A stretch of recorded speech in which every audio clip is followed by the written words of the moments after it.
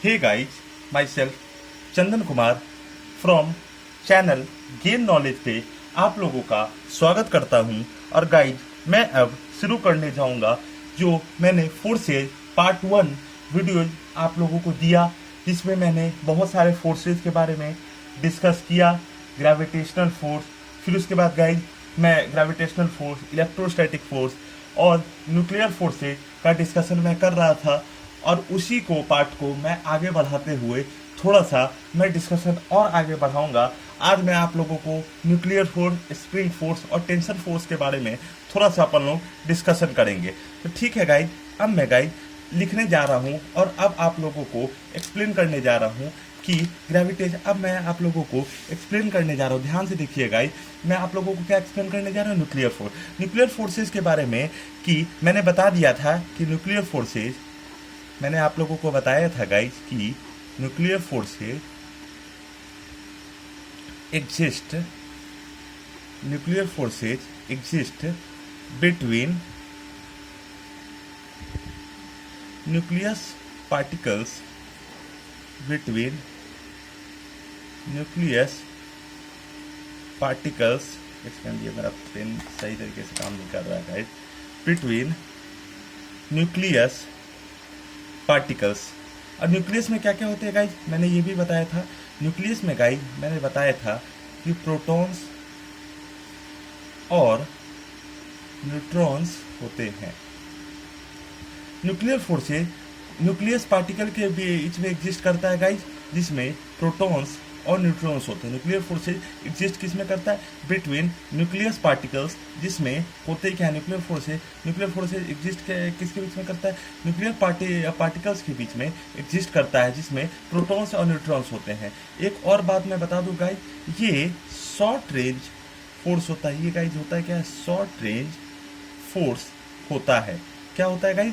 Short range force होता है। मतलब ये एग्जिस्टेंस में तभी तक होता है, मतलब it is only in existence, it is only in existence when it is only in, एक मिनट गाइस, थोड़ा सा मैं कैमरा को ठीक करूंगा। हाँ, दिख रहा है गाइस? हाँ, it is only in existence when the distance between,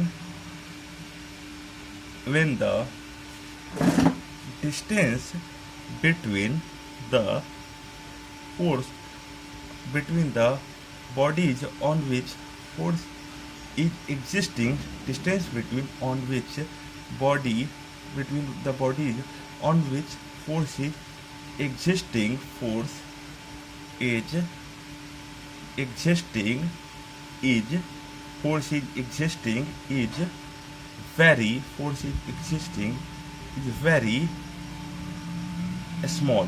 जिसमें रेंज क्या होता है गाइस? इसमें रेंज होता है 10⁻⁻14 मीटर। न्यूक्लियर फोर्स एग्जिस्ट किसके बीच में करता है गाइस? न्यूक्लियर पार्टिकल के बीच में एग्जिस्ट करता है, जिसमें होते क्या है गाइस? प्रोटॉन्स और न्यूट्रॉन्स होते हैं गाइस। सबसे पहला चीज गाइस, ये क्या होता है? शॉर्ट रेंज फोर्स होता है। शॉर्ट रेंज फोर्स मतलब कम डिस्टेंस के लिए फोर्स होता है। शॉर्ट रेंज फोर्स मतलब गाइस कम डिस्टेंस के लिए, कम डिस्टेंस के लिए फोर्स। शॉर्ट रेंज फोर्स मतलब गाइस कम डिस्टेंस के लिए फोर्स। तो न्यूक्लियर फोर्सेज क्या होता है गाइस? ये सबसे पहला गाइस, ये न्यूक्लियर फोर्सेज प्रोटॉन्स और न्यूट्रॉन्स के बीच में लगता है। शॉर्ट रेंज फोर्स होता है, मतलब कम डिस्टेंस के लिए फोर्स लगता है गाइस। फिर ये एग्जिस्टेंस में तभी तक होता है गाइस जब तक जो बॉडी जिसके बीच में फोर्स एग्जिस्ट कर रहा है वो क्या हो? बहुत स्मॉल हो। मतलब वो शॉर्ट रेंज फोर्स हो, कम डिस्टेंस के लिए फोर्स लगता है। ये ओनली इन एग्जिस्टेंस होता है जब डिस्टेंस बिटवीन द बॉडी जिसके बीच में फोर्स लग रहा है वो क्या हो? इस रेंज में 10⁻⁻14 मीटर। या फिर ये डिस्टेंस जो एक्स हम लेंगे ये क्या होना चाहिए? ये इससे भी छोटा होना चाहिए। मतलब लगभग ये रेंज होता है गाइस 10⁻⁻15 मीटर, मतलब 1 फर्मी मीटर के रेंज में होना चाहिए, तभी ये गाइस ये फोर्स लगता है। पहला कॉन्सेप्ट तो क्लियर ये होगा गाइस, ये फोर्स तभी लगता है जब डिस्टेंस कितना हो जाएगा?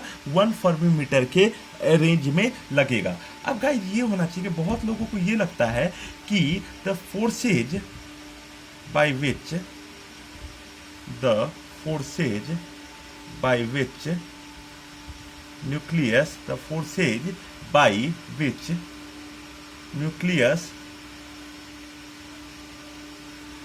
binds in the forces by which nucleus binds in the forces by which protons and neutrons, the forces by which protons and neutrons binds in the nucleus, binds in the nucleus is due to gravitational force. मतलब एक ऐसा force, बहुत लोगों को ये लगता है guys ये जो फोर्स का रेंज है 10⁻⁻14 मीटर, एक्स होना चाहिए 10⁻⁻15।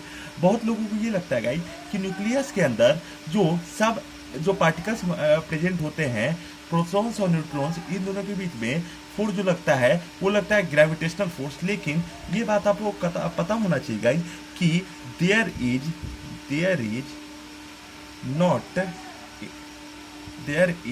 not existence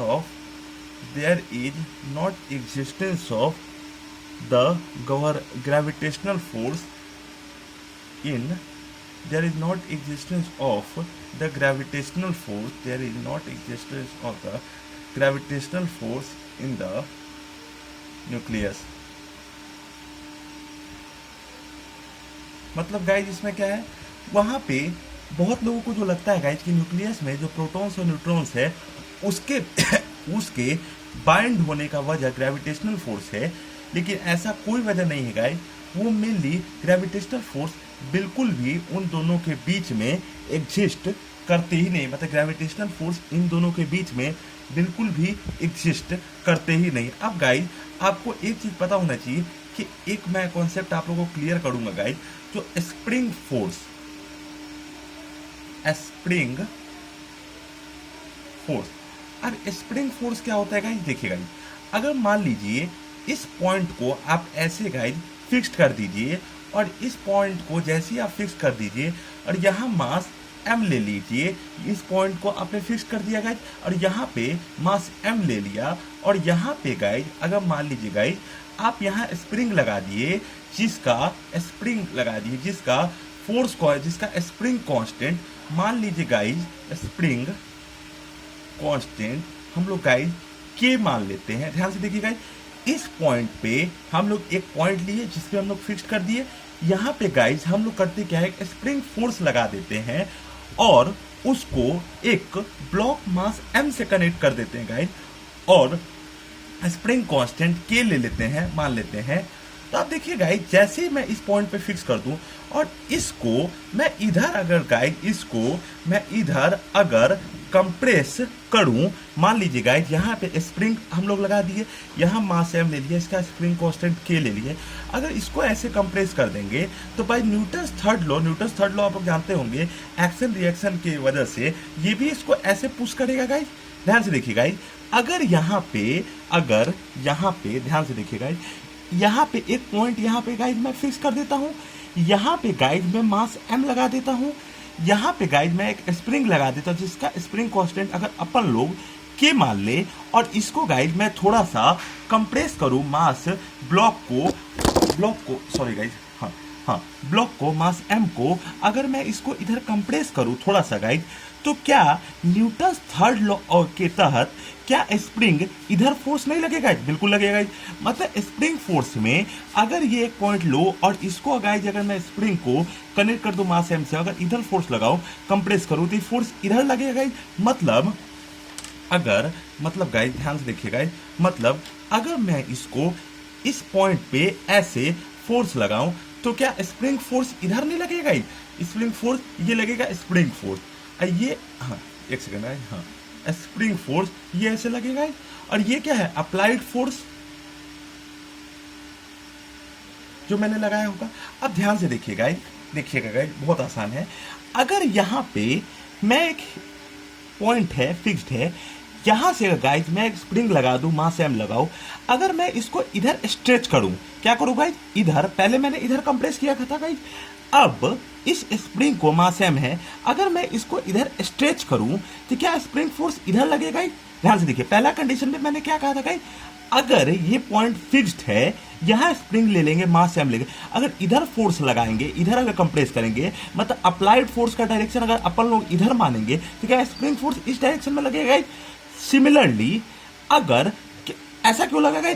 due to the concept of Newton third law motion, every action has equal and opposite reaction in opposite pair, इसलिए वो एक्शन रिएक्शन पेयर को फॉर्म करता है, इसलिए एक्शन और रिएक्शन दोनों एक साथ होता है। अगर इस पार्ट को मैं फिक्स्ड कर दूं, स्प्रिंग लगा दूं, मास m लगा दूं, अगर मैं इधर फोर्स अप्लाई कर दूं, इधर फोर्स में अगर इधर कंप्रेस कर दूं, इसको अगर अपन लोग इधर ये करें तो स्प्रिंग फोर्स इधर लगेगा। सिमिलरली अगर यहाँ स्प्रिंग है, मास m है, अगर इधर में स्प्रिंग है, यहाँ मास m है, अगर इधर मैं फोर्स लगाऊं, मतलब स्ट्रेच करूं, तो क्या इधर स्प्रिंग फोर्स लगेगा? तो सिमिलरली गाइज मैं कॉन्सेप्ट लिखने जा रहा हूं कि इधर मैंने कंप्रेस किया। अब मान लीजिए भाई गाइज मैं इधर अगर स्ट्रेच कर दूं, इधर गाइज मैं कर दूं क्या, स्ट्रेच कर दूं, जैसे इधर अगर गाइज मैं स्ट्रेच कर दूंगा तो स्प्रिंग फोर्स किस डायरेक्शन में लगेगा? स्प्रिंग फोर्स लगेगा इस डायरेक्शन, अपोजिट डायरेक्शन में। मतलब एक कॉन्सेप्ट और एक कंक्लूजन गाइज दोनों अगर अपन लोग को मिला, इस दोनों कॉन्सेप्ट और इसके अकॉर्डिंग मैं अगर लिखूंगा गाइज, इसके कॉन्सेप्ट और इसके अकॉर्डिंग अगर गाइज मुझे लिखना होगा गाइज तो मैं लिखूंगा। चलिए गाइज मैं लिखता हूं इसके अकॉर्डिंग। गाइज ध्यान से देखिएगा कि since in the above diagram we have seen that if we take a spring block system,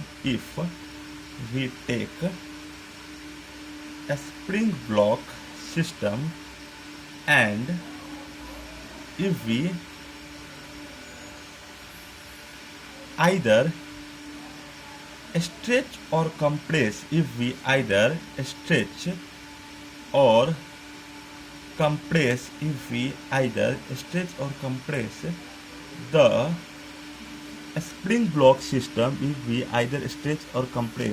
the spring block system, spring force will always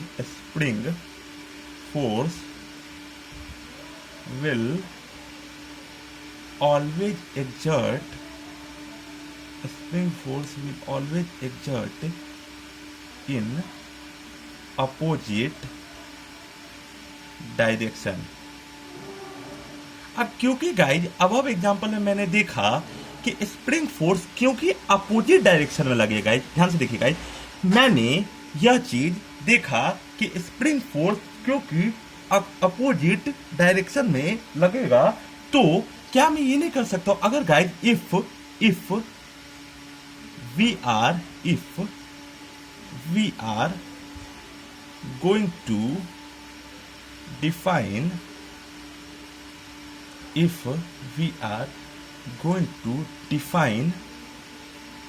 a spring,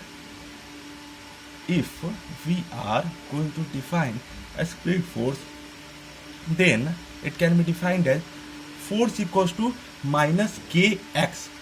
What it shows minus क्या show करता है guys कि जो direction of force है, direction of spring force जो है always, direction of spring force जो है always in the opposite direction, direction of spring force जो है always in the opposite, direction of spring force जो है always in the opposite direction of compression और elongation. ठीक है गाइज, ये कॉन्सेप्ट क्लियर है गाइज। अब के क्या होगा, के हो जाएगा स्प्रिंग,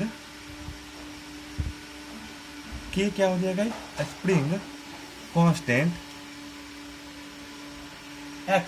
एक्स क्या हो जाएगा आइदर इलोंगेशन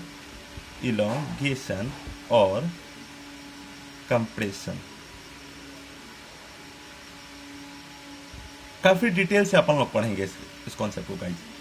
अब फोर्स इक्वल्स टू माइनस के एक्स हुआ गाइज। अब फोर्स का यूनिट गाइज, एक सेकंड गाइज, अब के का मैं यूनिट लिखूंगा गाइज, तो के क्या होता है, फोर्स अपॉन एक्स। के क्या होता है guys, force upon x. Force का एक्स यूनिट न्यूटन, इसका मीटर, इसका न्यूटन मीटर। ये किस में हुआ गाइज, ये हुआ एसआई यूनिट में। सीजीएस यूनिट में गाइज अगर आप लोगों को लिखना होगा सीजीएस यूनिट में, तो के का क्या होगा, न्यूटन का अपन लोग क्या जानते हैं गाइज, डायन, इसका सेंटीमीटर। अब रिलेशन अगर गाइज मुझे बताना होगा कि रिलेशन गाइज बताना होगा, मैं लिख देता हूं गाइज, रिलेशन अगर बताना होगा एसआई सिस्टम और एसआई एंड सीजीएस सिस्टम के बीच में रिलेशन गाइज आप लोगों को अगर बताना होगा, रिलेशन एसआई और सीजीएस सिस्टम में, तो ये क्या होता है गाइज, ये है एसआई यूनिट,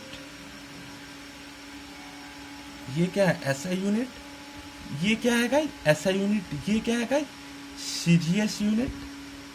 सीजीएस यूनिट क्या है गाइज, डायन पर सेंटीमीटर। इसी को अगर अपन लोग, न्यूटन क्या होता है गाइज, 1 न्यूटन अपन लोग जानते हैं, अगर 1 न्यूटन पर मीटर है तो इसको अगर अपन लोग जानते हैं 10⁵ डायन होता है, सेंटीमीटर होता है गाइज। कैंसिल हो जाएगा गाइज, तो क्या बचेगा गाइज, 10⁻3, ये होगा 10⁻3 डायन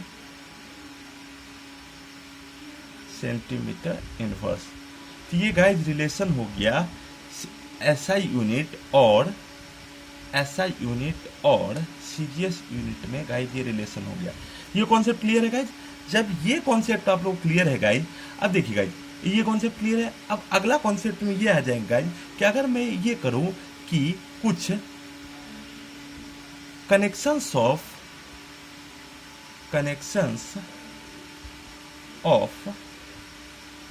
spring block, connections of spring block system का अगर मैं बात करूँ guys, connections of spring block system का अगर गाइज मैं बात करूँ, कनेक्शंस ऑफ, तो अगर मान लीजिए गाइज ये पॉइंट अगर मैं पॉइंट फिक्स कर दूं गाइज, ये पॉइंट अगर फिक्स कर दूं गाइज, ठीक है। अब जैसे ही अगर ये दोनों पॉइंट अगर मैं फिक्स कर दूं, दो कनेक्शन गाइज अगर मैं लगाऊंगा, एक तो देखिए गाइज, एक स्प्रिंग, ध्यान से देखिए गाइज, यहां पे गाइज यहां मास एम मान लीजिए, ये एक पॉइंट फिक्स्ड है गाइज, यहां पे एक स्प्रिंग मैंने लगाया, अब बैक टू बैक यही स्प्रिंग यहां पे कनेक्ट कर दिया। इस स्प्रिंग का स्प्रिंग कांस्टेंट गाइज मान लीजिए K1, इसका स्प्रिंग मान लीजिए कि स्प्रिंग कांस्टेंट K2। जब अगर इसे यहां एक सेकंड, हाँ, जब मान लीजिए गाइज इसको यहां ऐसे इलोंगेट करते हैं गाइज, ऐसे क्या करते हैं, ऐसे इलोंगेट करते हैं गाइज, तो इसमें जो इलोंगेशन हुआ होगा पहला स्प्रिंग में मान लीजिए गाइज होगा x1, फिर दूसरा स्प्रिंग में हम लोग इलोंगेशन अपन लोग मान लेते हैं x2। ध्यान से देखिए गाइज, ये पॉइंट फिक्स कर दिए, इस स्प्रिंग का स्प्रिंग कांस्टेंट गाइज अगर मान लेते K1, इस स्प्रिंग का स्प्रिंग कांस्टेंट मान लेते गाइज K2। इस स्प्रिंग का में अगर हम लोग इधर फोर्स लगाए, इलोंगेट किए, स्ट्रेच किए, इसका हम लोग मान लेते हैं जो इलोंगेशन होगा x1, इसमें मान लेते हैं x2। ये कौन सा कनेक्शन है गाइज, ऊपर मैं लिखना चाहूंगा गाइज, ये है पहला पॉइंट कर दे के मैं लिख देता हूं गाइज, ये क्या है connection, series connection, series connection. अब जैसे ही सीरीज कनेक्शन, इसका स्प्रिंग कांस्टेंट आप K1 मान लीजिए, इसका K2, अगर इसको गाइज इधर में अपन लोग इधर में अगर स्ट्रेच करता हूं, तो इसमें इलोंगेशन में मान लेता x1, इसको मान लेता x2। तो नेट इलोंगेशन की गाइज अगर बात होगी तो क्या होगा कि नेट फोर्स जो लगेगा, हम लोग जानते हैं guys from the concept of spring force, force equals to minus kx, जानते हैं गाइज, तो force equal to minus kx, तो इसका क्या हो जाएगा K1 x1 plus K2 x2, क्या हो जाएगा K1 x1 plus K2 x2। ठीक है गाइज, k1x1 प्लस k2x2 हो गाइज।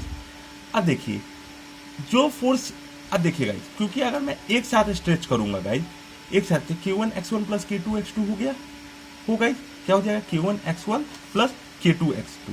मतलब गाइज इसका मतलब ये हुआ गाइज k1x1 प्लस k2x2 हो गई।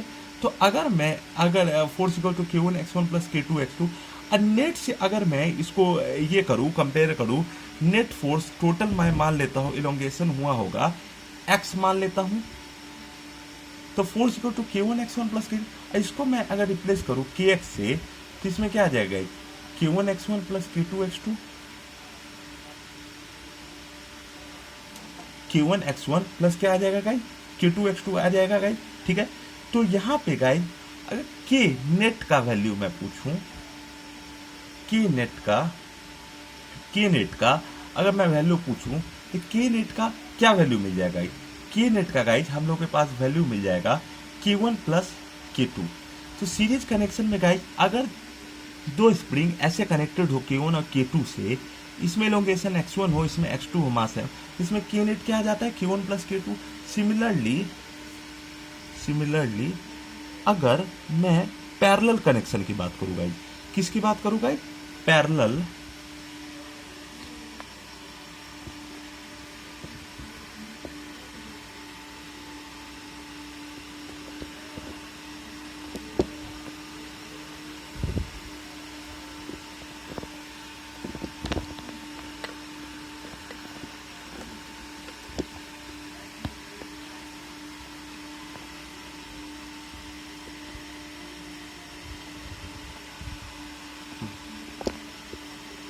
हाँ देखिएगा, सिमिलरली अगर मैं बात करूं पैरेलल कनेक्शन की, एक सेकंड है,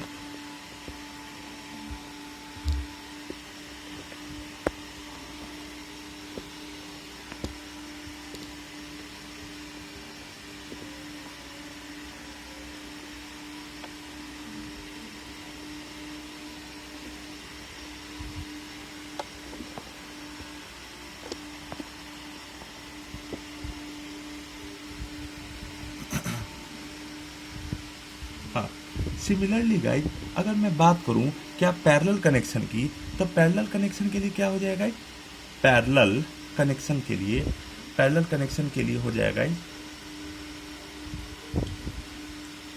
पैरेलल कनेक्शन के लिए, तो अगर यहाँ पे गाइज ऐसे पॉइंट में फिक्स्ड कर दूं, यहाँ पे पॉइंट अगर गाइज मैं फिक्स कर दूं, हाँ पॉइंट फिक्स कर दूं, और यहाँ पे मास m ले लूं, और यहाँ पे गाइज अगर मैं फोर्स लगाऊं, तो अगर मैं एक फिक्स्ड ऐसे कर दूं गाइज, ऐसे फिक्स कर दूं, एक पॉइंट ऐसे फिक्स कर दूं, इस पॉइंट पे अगर गाइज इस पॉइंट पे अगर मैं ऐसे फिक्स कर दूं, तो इस पॉइंट पे अगर मान लेते k1 मान लेंगे गाइज, और इस पे गाइज अगर k2 मान ले, k1 मान ले, k2 मान ले, तो इसमें अगर नेट फोर्स और दोनों में, क्योंकि यहाँ पे एक पॉइंट अगर गाइज फिक्स्ड है, मास m है, यहाँ फोर्स है, इसका स्प्रिंग कांस्टेंट k1 है, इसका स्प्रिंग कांस्टेंट k2 है, तो थोड़ा सा ध्यान से देखिए गाइज, तो फोर्स से इस पे जितना फोर्स लगेगा गाइज उतना ही फोर्स इस पे लगेगा, ध्यान से देखिए गाइज, जितना फोर्स इस पे लगेगा उतना फोर्स इस पे लगेगा।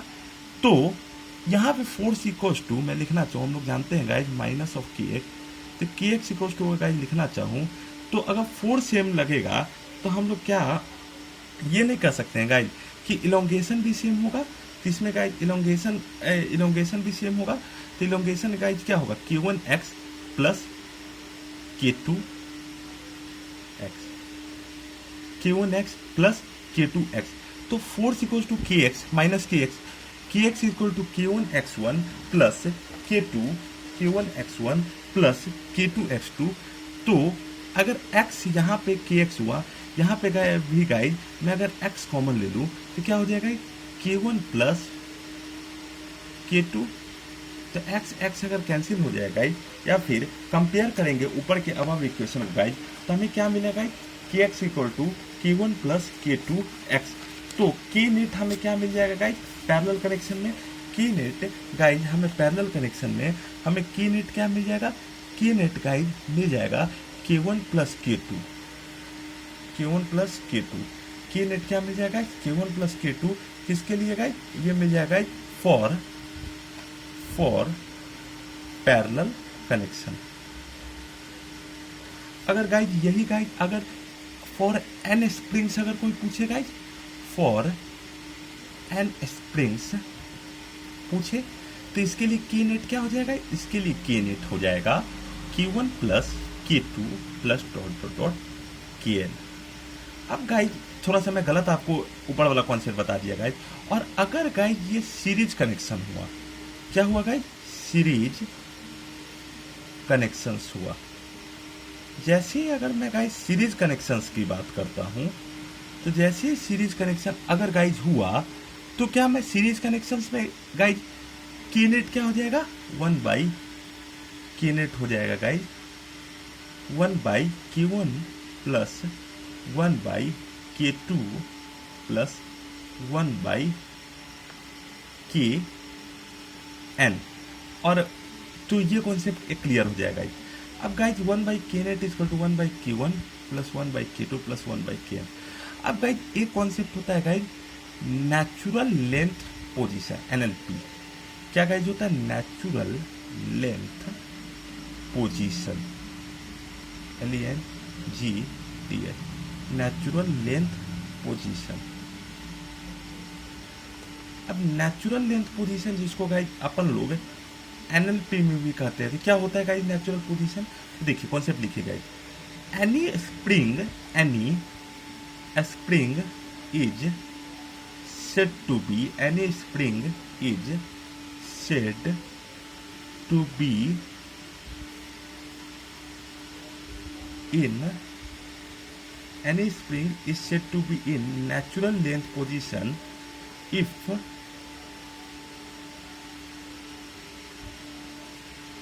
it is neither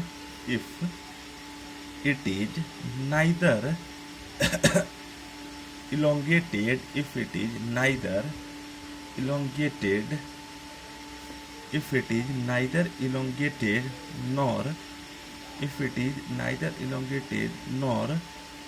compressed, or in other nor compressed, or in other words we can say that, or in other words we can say that, or in other words we can say, or in other words we can say that if net force acting on the spring, if net force on the spring is 0। तो guys अगर कोई आपसे पूछे तो natural length position क्या होता है guys, कि अगर मैं, ध्यान से देखिए गाइज, अगर मैं यहाँ पे ब्लॉक को ऐसे कनेक्ट कर दूँ गाइज, मास m मान लो, k मान लो, इसमें इलोंगेशन अपन लोग मान लेते हैं x। अगर यहाँ पे गाइज यहाँ ब्लॉक, यहाँ मास m मान लूँ, यहाँ स्प्रिंग फोर्स k मान लूँ, कांस्टेंट k मान लूँ, इसमें x मान लूँ, तो अगर वो स्प्रिंग ना ही इलोंगेट हो, ना ही कंप्रेस्ड फॉर्म में हो, ना ही इलोंगेटेड फॉर्म में, ना ही कंप्रेस्ड फॉर्म में हो, या फिर नेट फोर्स अगर 0 नहीं हो, तो इस कंडीशन को गाइज हम लोग कहते हैं क्या है, natural length position. Maximum cases में गाइज हम लोग मैकेनिक्स के ढेर सारे क्वेश्चंस करेंगे, उन सारे केसेस में हम लोग मैक्सिमम केसेस में हम लोग नेट फोर्स इक्वल्स टू 0 ही मानेंगे। अब कौन केसेस में NLP नहीं होता है वो मैं बताऊंगा आप लोग को, NLM के जब अच्छे क्वेश्चंस करवाऊंगा उसमें मैं गाइज आप लोगों को बताऊँ कि कौन कोर्स में वो नहीं होता है, लेकिन मैक्सिमम केसेस में ये NLP में होता है जब उसमें नेट फोर्स 0 लगा होता है गाइज। अब गाइज मैं एक और बहुत ही इंपॉर्टेंट टॉपिक है आप लोगों को, और कूद कूद के गाइज इसका टेंशन में यूज होता है, तो गाइज मैं लिख लेता हूँ, टेंशन फोर्स। अब टेंशन फोर्स क्या होता है गाइज, देखिए गाइज आपने बहुत सारा वार हुआ होगा, जैसे मान लीजिए गाइज जब वार होता है गाइज, तो अगर यहाँ पे मैं एक आदमी बना दूँ, दूसरा आदमी गाइज मैं यहाँ बना दूँ, यहाँ पे एक आदमी ऐसे रस्सी पकड़ा हुआ है, फिर अपन लोग यहाँ पे एक आदमी और बना लेते हैं और एक आदमी ये और बना लेते हैं, ये उसका मुंह बना देते हैं ऐसे करके फेस, और ये उसका मुंह बना देते हैं, ये उसका ऐसे करके फेस बना देते हैं गाइज। ठीक है। अब वार में गाइज आप लोगों ने देखा होगा कि दोनों साइड जो सैनिक होते हैं, जब वार होता है कोई भी समूह का, जब लोगों के बीच में वार होता है, तब दोनों साइड जो सैनिक होते हैं, यहाँ पे भी लोग गाइज, यहाँ पे भी रस्सी से दोनों सिरा से लोग कनेक्टेड होते हैं। कोई भी वार में रस्सी के दोनों सिरा से ये भी लोग कनेक्टेड होते हैं, ये भी लोग कनेक्टेड होते हैं। तो कभी अगर गाइज मैं आपको एक्सप्लेन करूं कि टेंशन फोर्स क्या होता है गाइज, जब रस्सी के दोनों सिरा से कनेक्टेड होते हैं और दोनों एक दूसरे का रस्सी को क्या करते हैं गाइज, खींच रहे होते हैं, स्ट्रेच कर रहे होते हैं, यह चेक करने के लिए कि अगर दोनों साइड जो आर्मी में लोग बैठे हुए हैं या फिर जो लोग इस युद्ध में लड़ रहे हैं वह कौन जीतेंगे, उसके साइड दोनों लोग खींच रहे होते हैं। और एक टाइम आता है कि जब ये स्प्रिंग ब्रेक कर जाता है गाइज, जब ये स्प्रिंग ब्रेक कर जाता है गाइज, तो उस टाइम पे गाइज क्या होता है, जैसे ही ये स्प्रिंग ब्रेक हो जाता है वो टाइम जिस तरह से सैनिक गिरते हैं वो टीम हार जाती है, और जो तरफ से सैनिक नहीं गिरते हैं वह टीम नहीं हारती है गाइज। तो अगर मैं आपको एक्सप्लेन करूँ गाइज कि टेंशन फोर्स क्या होता है गाइज, ध्यान से देखिए गाइज, अगर मैं आपसे पूछूं टेंशन फोर्स क्या होता है गाइज, मैं आपको अनदर एग्जांपल लूंगा गाइज कि जैसे आप मान लीजिए गाइज यहाँ पे अपन लोग अगर एक सिरा फिक्स्ड कर दे और यहाँ पे गाइज अपन लोग यहाँ पे मास एम लगा दे। अब जैसे ही गाइज मास एम लगा दिए और एक सिरा जो फिक्स करना था वो कर दिए, और इस पे mg फोर्स अगर अपन लोग गाइज लगा दिए, mg फोर्स एक सिरा यहाँ फिक्स कर दिए, यहाँ मास एम लगा दिए, mg फोर्स जो नीचे की तरफ डाउनवर्ड की तरफ जा रहा है, अब यह टूटता नहीं है गाइज, mg इसे सेंटर ऑफ ग्रेविटी के टुवर्ड्स खींचता है। लेकिन फिर भी गाइज आपने ये देखा होगा कि ये जो मास m है ये नीचे नहीं गिरता है। अब ये मास m नीचे ना गिरने की क्या वजह हो सकती है गाइज, हो सकता है कि ये सिरा जो रोप है वो इस पॉइंट से इस पॉइंट पे कनेक्टेड है, ये सिरा का एक इस पॉइंट पे कनेक्टेड है। अब देखिए गाइज एक चीज ये जान लीजिए गाइज कि अगर ये मास m से कनेक्टेड है तो अगर ये सिरा मास है तो इस पॉइंट पे टेंशन, इस पॉइंट पे टेंशन, इस पॉइंट पे टेंशन, ये सारे पॉइंट पे टेंशन अलग अलग होगा। इस पॉइंट पे टेंशन गाइज सबसे ज्यादा होगा, फिर कम कम का, और इस पॉइंट पे हो सकता है टेंशन सबसे कम हो। ध्यान से सुनिए गाइज, अगर मैं एक पॉइंट फिक्स कर दूं, यहाँ मास m लगा दूं, नीचे फोर्स mg लगा दूं, तो हो सकता है गाइज इस पॉइंट पे सबसे कम फोर्स होगा, फिर इस पॉइंट पे और कम नहीं सॉरी गाइज, इस पॉइंट पे सबसे ज्यादा टेंशन फोर्स होगा, इस पॉइंट पे और ज्यादा टेंशन फोर्स होगा, इस पॉइंट पे और टेंशन फोर्स, इस पॉइंट पे और इस पॉइंट पे सबसे कम। ये केस तो होता है गाइज नॉन आइडियल का, जो कि रियल लाइफ एग्जांपल है गाइज, रियल लाइफ एग्जांपल या रियल लाइफ सिचुएशंस गाइज आप कर सकते हैं। अब गाइज अगर मैं ध्यान से देखिए गाइज, मैं दूसरा सिरा ऐसे फिक्स कर दूं, यहाँ मास m लगा दूं, नीचे फोर्स mg लगा दूं, यहाँ पे सिरा एक फिक्स कर दूं गाइज, यहाँ पे मैं स्ट्रिंग लगा दूं, यहाँ मास m ले लूं, नीचे फोर्स mg लगा दूं, ऊपर गाइज फोर्स में टेंशन t लगा दूं, तो जैसे ही इस पॉइंट पे गाइज अगर मैं फिक्स कर दूं, मास m लगा दूं, ऊपर टेंशन t लगे गाइज, अगर ये आइडियल रूप है, मान लीजिए गाइज सिचुएशन मैं मान लूं आइडियल रोप का या आइडियल का, तो इसमें क्या होता है आइडियल रोप का या आइडियल वायर का, आइडियल थ्रेड मान लीजिए, आइडियल स्ट्रिंग मान लीजिए। आइडियल स्ट्रिंग का क्या क्या प्रॉपर्टी होता है गाइज, आइडियल स्ट्रिंग का गाइज अगर अपन लोग से प्रॉपर्टी पूछे तो सबसे पहला चीज फ्रिक्शन लेस होता है, फ्रिक्शन लेस होता है, फ्रिक्शन लेस होता है। फिर गाइज होता क्या है, फ्रिक्शन लेस होता है या फिर गाइज मासलेस होता है, फ्रिक्शन लेस होता है, मासलेस होता है, और गाइज क्या होता है इनएक्सटेंसिबल होता है। मतलब फ्रिक्शन लेस होता है, मासलेस होता है, इनएक्सटेंसिबल। अगर यहाँ गाइज मैंने एक फिक्स्ड पॉइंट रखा, यहाँ मास m लगाया, ऊपर टेंशन t लगाया, यहाँ मास mg लगाया, और ये आइडियल रोप हुआ, ये आइडियल स्ट्रिंग हुआ, इसके लिए ये फ्रिक्शन लेस हुआ, मासलेस हुआ, इनएक्सटेंसिबल हुआ। अगर ये तीनों कंडीशन को, एक और बात बता दूं गाइस, ऐसा रियल में कोई रोप स्ट्रिंग होता नहीं है जिसमें फ्रिक्शन नहीं होगा, मास नहीं होगा, इनएक्सटेंसिबल। लेकिन for easiness of question solving हम लोग ऐसा कॉन्सेप्ट लगाते हैं तो अगर गाइज ये कंडीशन को अगर गाइज ये सेटिस्फाई करे तो इस कंडीशन पे गाइज यहाँ पे टेंशन को मान लीजिए at point T A, at point tension T B, T सब स्ट्रक्चर और टी सी, तो अगर ये आइडियल स्ट्रिंग हुआ तब T of A equals to T of B equals to T of C होगा, T of A equals to T of B equal to T of C होगा। अब guys मैं अगर आपसे पूछूं कि रियल में अगर कोई पूछे कि टेंशन फोर्स क्यों अराइज होता है, टेंशन फोर्स अराइज होने का क्या वजह है गाइज, तो देखिए गाइज अगर मैं यहाँ पे पॉइंट फिक्स कर दूं, इससे मैं एक स्ट्रिंग लगा दूं और यहाँ पे गाइज मैं मास m लगा दूं, अपन लोग ऊपर टेंशन t लगा दे, नीचे फोर्स गाइज mg लगा दे। अब अगर मैं गाइज मैं पूछूं कि टेंशन फोर्स क्यों अराइज होता है, तो टेंशन फोर्स अराइज होने का वजह यह है गाइज कि मान लीजिए गाइज मैं इतना पार्ट को थोड़ा सा पार्ट को मैं हटाता हूँ, थोड़ा सा पार्ट को गाइज मैं हटाता हूँ। अगर ये थोड़ा सा पार्ट जो हटाया हूँ गाइज उसका अगर मैं माइक्रोस्कोपिक उसका गाइज मैं माइक्रोस्कोपिक इमेज बनाऊं, इसका गाइज मैं माइक्रोस्कोपिक इमेज बनाऊं, तो ये जैसे ही पॉइंट फिक्स लगा दिया, मास m लगाया, नीचे mg, इसका मैं माइक्रोस्कोपिक इमेज बनाऊं तो मैं ये देखूंगा कि इसके ऊपर भी वायर था, इसके ऊपर भी वायर था। और ये माइक्रोस्कोपिक में क्या होगा गाइज, माइक्रोस्कोप में कुछ ऐसा दिख रहा होगा।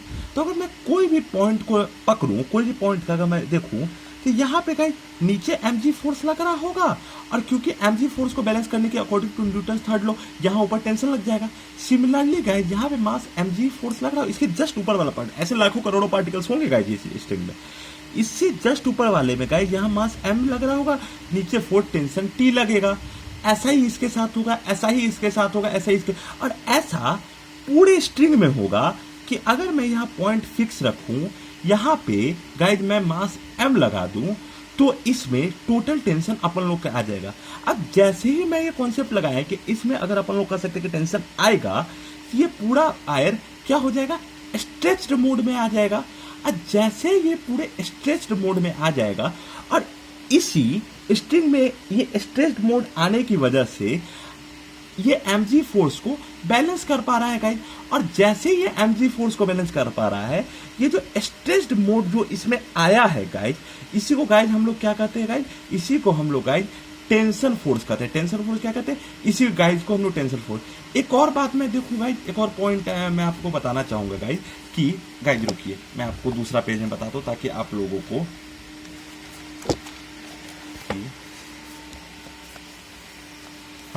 आप लोगों को अब ये गाइज, अब मान लीजिए गाइज यहाँ पे मैं पॉइंट फिक्स कर दूं, यहाँ पे गाइज मैं ब्लॉक मास m लगा दूं, यहाँ नीचे फोर्स mg लगा दूं, ऊपर टेंशन t।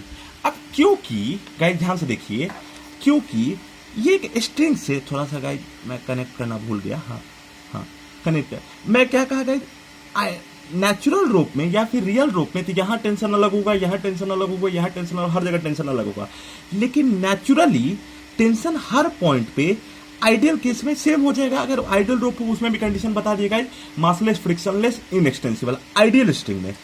अगर यहाँ टेंशन T, यहाँ मास mg होगा गाइज, मैं ये देख रहा हूँ गाइज, क्योंकि इस वायर में एक स्ट्रेच आ गया जिसकी वजह से ये नीचे नहीं जा पा रहा है, ये मास m नीचे mg फोर्स नहीं जा पा रहा है, ये इसे नीचे नहीं खींच पा रहा है गाइज। ये मैं क्या देख रहा हूँ, टेंशन फोर्स हमेशा बॉडी के अवे लगता है गाइज। तो एक पॉइंट मैं लिखूंगा गाइज कि tension force always acts, tension force always acts away from the body, away from the body। तो ये कॉन्सेप्ट क्लियर है गाइज। अब देखिए गाइज, एक कॉन्सेप्ट मुझे और आप लोगों को बताना है, that is frictional force. Frictional force, अब फ्रिक्शनल फोर्स क्या होता है गाइज, ऐसा नहीं एक्सप्लेन करता है। फ्रिक्शनल फोर्स में गाइज क्या हुआ है कि मान लीजिए गाइज यहाँ पे मैं एक पॉइंट फिक्स कर दूं, यहाँ पे मास में गाइज m लगा देता हूँ। अब फ्रिक्शनल फोर्स का कॉन्सेप्ट को अगर मैं एक्सप्लेन करूं, यहाँ पे गाइज मैं एक आदमी को ले लेता हूँ, ठीक गाइज। अब ये आदमी ने मान लीजिए गाइज अगर पुश करना शुरू किया, ठीक गाइज, तो जैसे ही अगर मास m पुश किया, नीचे फोर्स mg अगर गाइज मैं लगा दूं, यहाँ पे गाइज मैं फोर्स लगा दूं फ्रिक्शनल फोर्स, तो आपने ये देखा होगा गाइस कि फ्रिक्शनल फोर्स सबसे पहला चीज एक अपोजिंग फोर्स होता है। अपोजिंग फोर्स क्या होता है? और ये बॉडी के जो मोशन है उसके जस्ट अपोजिट में लगता है गाइस। बॉडी क्या जिस तरफ बॉडी मूव करना चाहता है उसके जस्ट अपोजिट मोशन में गाइस फ्रिक्शनल फोर्स लगता है। फ्रिक्शनल फोर्स मैंने क्या कहा गाइस? देखिए, अगर यहाँ मैं थोड़ा आराम से बताता हूँ, जल्दी मैं बता दिया। यहाँ पे ब्लॉक लूं, यहाँ मास m ले लूं, नीचे फोर्स अगर मैं mg लगाऊं, यहाँ पे अगर कोई आदमी यहाँ पे खड़ा है, यहाँ पे अगर मैं फोर्स F लगाऊं, तो आपने देखा होगा कि काफी फोर्स लगाने के बाद वो हिलता नहीं है गाइस। तो ऐसी कौन सी चीज है जो इसे एक्चुअल में रोक रही है? कुछ तो ऐसी चीज होगी जो एक्चुअल में से रोक रही होगी, और अचानक उसे फोर्स लगाने के बाद ये क्या करते हैं, वो मूव करने लग भी जाता है। तो कोई तो ऐसी चीज होगी कि अगर उस पे एक्चुअली कोई फोर्स नहीं लग रहा है, सिर्फ उस पे mg मदर ऑफ लाइफ लग रहा है, फिर भी फोर्स लगाने पे वो बॉडी मूव नहीं कर रहा है गाइस। तो इसमें कोई ना कोई ऐसी फोर्स तो होगी जो इसे मूव करने से रोक रही होगी। तो उस फोर्स का नाम होता है फ्रिक्शनल फोर्स। अब फ्रिक्शनल फोर्स क्या होता है गाइस? तो फ्रिक्शनल फोर्स का डेफिनेशन लिख दो। It is the type of force, frictional force, it is the type of force which exists, it is a type of force which exists on the opposite direction of the which exists on the direction on the opposite direction which exists on the opposite direction on which body wants to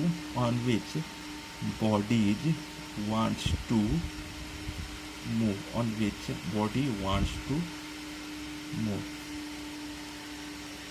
मतलब मैं क्या कर रहा हूं guys कि अगर अपन लोग यहाँ मास m ले ले, नीचे फोर्स mg लगाए, यहाँ पे फोर्स F लगाए, तो जैसे ही गाइस यहाँ पे मास mg लिए, नीचे मास mg लिए, नीचे फोर्स F मास m लिए, मास mg लिए, यहाँ फोर्स F लगाए, तो यह बॉडी कोई ऐसा फोर्स होगा, क्योंकि इसमें गाइस सिर्फ एक फोर्स लग रहा है, मदर ऑफ लाइफ, फिर भी यह आगे नहीं बढ़ पा रहा है। तो कोई ऐसा फोर्स है जो इसे गाइस एक्चुअली में रोक रहा है वो काम करने से, जो काम हम इससे करवाना चाह रहे हैं, जो इसे मूव कराना चाह रहे हैं।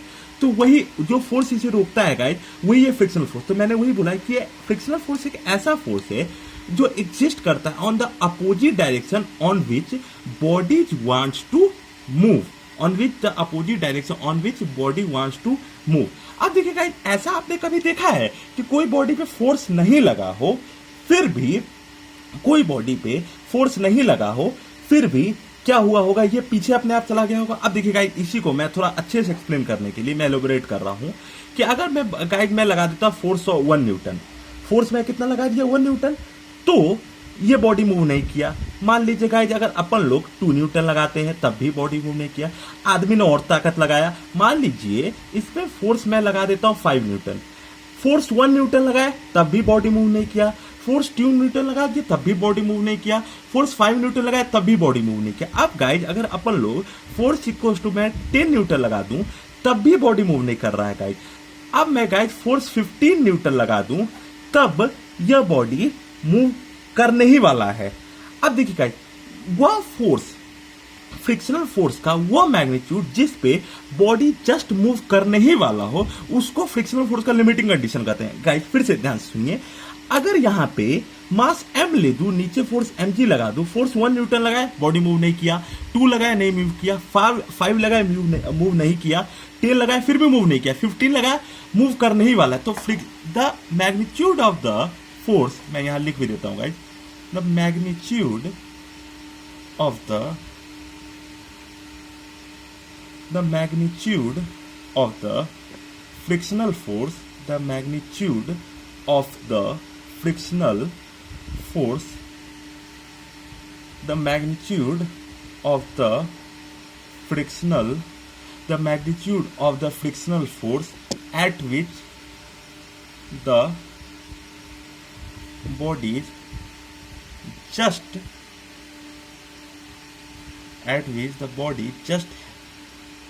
have to move is known as, the body just have to move is known as the bodies have to move is known as limiting.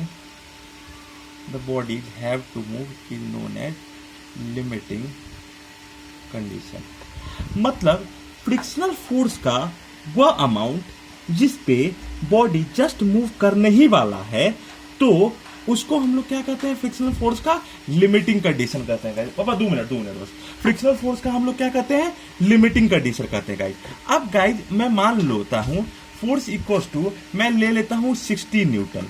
अब जैसे ही मास m लगा देंगे और इस पे गाइस अगर मैं फोर्स F लगाना शुरू किया, जिस पे नीचे अगर mg लगाया, ये बॉडी मूव करना शुरू कर दिया गाइस। अब देखिए गाइस, तो जब फ्रिक्शनल फोर्स इस पे नेट कितना, तो कुल मिला के टोटल इस पे कितना फ्रिक्शनल फोर्स लग सकता है गाइस, 16 न्यूटन फोर्स लग सकता था। अब गाइस यहाँ मास m ले लूं, नीचे फोर्स mg लगा दूं, इस पे फोर्स लगा 16 न्यूटन तक इसमें गाइस फोर्स लग सकता था, लेकिन लगा कितना, देखिए गाइस 16 न्यूटन फोर्स लग सकता था। और ये 16 न्यूटन फोर्स कब लगा, जब मैंने इसमें 16 न्यूटन का फोर्स इसमें मैंने दिया और उससे जस्ट थोड़ा भी ज्यादा दे दिया, 16.1 भी दे दिया, बॉडी मूव करना शुरू कर दिया गाइस। लेकिन जैसे मैं 1 न्यूटन लगाया, फ्रिक्शनल फोर्स डायरेक्ट 16 तो नहीं लग गया गाइस। फ्रिक्शनल फोर्स 16 तक कब पहुंचा, फ्रिक्शनल फोर्स 16 तक तब पहुंचा जब मैंने अपना फोर्स का लिमिट को बढ़ा के 16 न्यूटन तक कर दिया था। तो फ्रिक्शनल फोर्स अपने आप को खुद एडजस्ट करता है गाइस। फ्रिक्शनल फोर्स अपने आप को खुद एडजस्ट करता है कि सामने वाले ने क्या लगाया। जब मैंने 1 न्यूटन लगाया तो क्या 1 न्यूटन ही फोर्स लगा, 2 लगाया 2 लगाया, 5 लगाया 5 लगा। लेकिन जब मैं 16 लगाया तो लगा 16। अब उससे ज्यादा फ्रिक्शनल की औकात नहीं थी गाइस, तो उससे ज्यादा पे बॉडी गाइस क्या हुआ, उससे ज्यादा पे बॉडी मूव कर गया। लेकिन फ्रिक्शनल फोर्स डायरेक्ट 16 न्यूटन लग जाता, बॉडी पीछे चला जाता गाइस, लेकिन 16 लगा नहीं। मतलब फ्रिक्शनल फोर्स अपने आप को एडजस्ट करता है कि सामने वाले ने क्या फोर्स लगाया है। तो इसका एक और कैरेक्टरिस्टिक क्या हो जाएगा, it is self adjusting force. It is self adjusting force. अब गाइस ये लेक्चर मैं यहीं पे एंड कर रहा हूं। आगे मैं आप लोगों को आगे आने वाले वीडियो में एनएलएम, फ्रिक्शन, काफी सारे कंटेंट को दूंगा। अगर मेरे वीडियो में कहीं भी आपको कमी लग रही है, आप कमेंट बॉक्स पे लिखिए, मैं इसका निदान करूंगा। Thank you guys.